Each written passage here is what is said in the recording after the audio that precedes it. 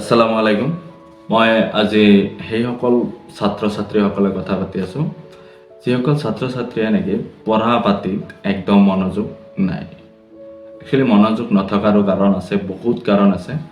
সেইবিলাক কাৰণ মই নকওঁ, কিন্তু মই জাষ্ট আজি শ্বৰ্ট টাইমৰ কাৰণে এটা কথাই ক'ম যে তোমালোকে লাইফটো ডেইলি ৰুটিনটো চেঞ্জ কৰি দিব লাগে। তোমালোকৰ বৰ্তমান আমাৰ সব ষ্টুডেণ্টৰ একটাই ৰুটিন, মোবাইল এনি ছ'চিয়েল প্লেটফৰ্মত নিজক ব্যতিব্যস্ততা কৰি ৰাখা আৰু বিভিন্ন ধৰণৰ অভ্যাসৰ ভিতৰত মেক্সিমাম ষ্টুডেণ্ট পৰিণত হৈছে। তাৰ বিষয়ে মই ক'ব বিচাৰিছোঁ। আমাৰ লাইফটো কেনেকুৱা, যিবিলাক বস্তু আমাৰ অতি সহজে আমাৰ লাইফলৈ আহে, খুব ইজিলি আমাৰ লাইফত আহি আমাক এণ্টাৰটেইনমেণ্ট কৰে, সেই বস্তুটোৰ কাৰণে আমি বেছি এটেনশ্যন দি থাকোঁ। তোমালোকে এটা কথা ভাবিছোৱা, তোমালোকে সেনেকুৱা কোনো এনজয়মেণ্ট, কোনো সেনেকুৱা বস্তু আছে নেকি যিটো তুমি বহুত পৰিশ্ৰমৰ ফলত সেইটো উপভোগ কৰিব পাৰিছা? ডেফিনেটলি নহয়। আমি সদায় কোনটো বস্তু বিচাৰোঁ যিটো আমাক খুব ইজিলি আমাৰ লাইফত আহি যায়, আমি সেইবিলাক কথা বেছি গুৰুত্ব দিওঁ আৰু সেইটো বস্তু বেছিকৈ কৰোঁ। গতিকে লাইফটো আমি যদি ঘূৰাই আনিব বিচাৰোঁ তেনেহ'লে আমি সেইবিলাক কাম এৰি দিব লাগিব যিবোৰ ষ্টুডেণ্ট নেকি বৰ্তমান 8, 9, 10ত পঢ়া পাতি কৰি আছে, 11, 12ত। তো সেইসকল ছাত্ৰ ছাত্ৰীসকলৰ কাৰণে কৈছোঁ, সেই কামটো আজিৰ পৰা, এই মুহূৰ্তৰ পৰা তুমি এৰি দিয়া যিটো তোমাক বেছি এণ্টাৰটেইনমেণ্ট দিয়ে। ফৰ এক্সাম্পল, বন্ধু বান্ধৱৰ লগত কথা পতা, মোবাইলত টাইম ৱেষ্ট কৰা, আড্ডা দিয়া, এইবিলাক বস্তু তোমাক ইজিলি তোমাক ছেটিছফাই কৰিব, তোমাক বহুত ভাল লাগিব আৰু সেইবিলাক কামে তুমি এৰিব লাগিব। তেতিয়াহ'লে ইউ কেন চেঞ্জ ইউৰ লাইফটো তোমাৰ লাইফটো মোৰো নহয়, কাৰো নহয় তোমাৰ লাইফটো। তুমি লনলি আহিছা আৰু এলনলি যাব লাগিব, তো লাইফটো তোমাৰে। পেইন, হেপ্পী, এভৰিথিং ইজ ইউৰ।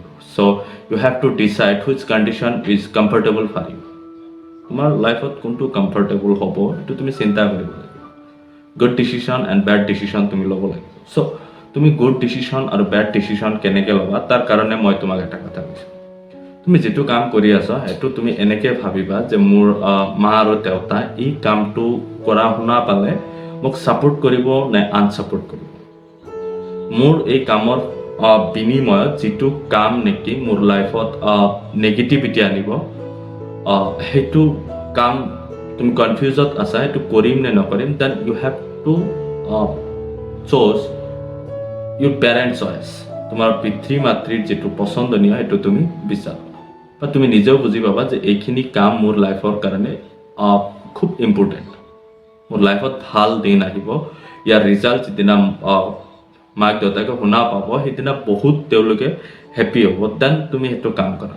মাইণ্ডত এনেকুৱা লাগে যে এইটো কাম কৰাৰ পিছত যিটো ৰিজাল্ট হ'ব, এইটো ৰিজাল্টত হয়তো মোৰ মা দেউতাকে কামটো ছাপোৰ্ট নকৰিব। যদিও প্ৰফিট হৈছে মোৰ কাৰণে, সেইদিনাও এইটো ছাপোৰ্টেড নহয়, দেন তুমি এইটো কৰিব নালাগে।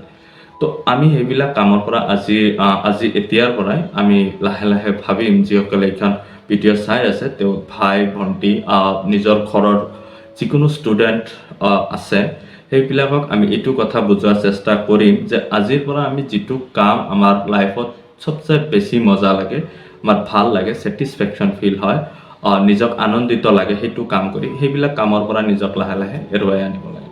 কাৰণ আমি এভৰিডে লাইফত যিখিনি কাম কৰি থাকোঁ, সেইখিনি কাম আমাৰ লাহে লাহে অভ্যাসত পৰিণত হোৱা আৰম্ভ হয়। আৰু অভ্যাস একবাৰ হৈ যোৱাৰ পিছত ইয়াক এৰুৱাটো পৃথিৱীৰ ভিতৰত কিছুমান টান কামৰ ভিতৰত এটা কাম, যাৰ কাৰণে বহুত লাইফ ডেষ্ট্ৰয়ড হৈ যায় আৰু ইয়াক পুনৰাই আমি ঘূৰাই আনিব নোৱাৰিম। চ' ইউৰ লাইফ ইজ ওৱান টাইম। তোমাৰ জীৱনটো মাত্ৰ একবাৰে আজি আছে, আজিতো আজিয়ে, নেক্সট এইটো আৰু কালি ৰিপিট নহয়। চ' এভৰি মুমেণ্ট তুমি ইউজফুল হিচাপে খৰচ কৰিবা।